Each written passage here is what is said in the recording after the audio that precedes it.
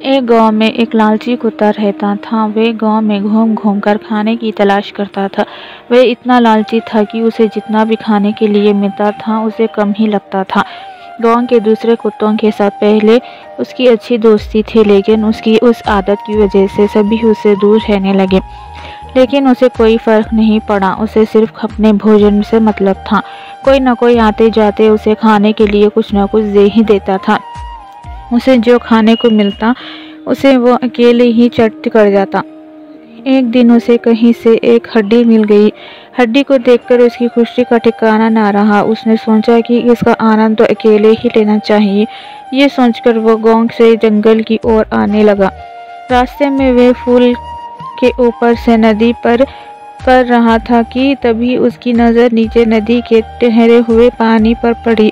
उस समय उसकी आंखों में सिर्फ हड्डी का लालच था। उसे ये भी पता नहीं चला कि नदी के पानी में उसका ही चेहरा नजर आ रहा है।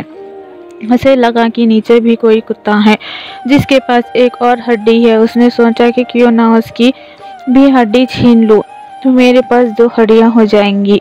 फिर मैं एक साथ 2 हड्डियों के मज़े ले खा सकूंगा। ऐसा सोचकर वह जैसे ही पानी में कूदा, उसके मुंह से हड्डी सीधे नदी में जा गिरी।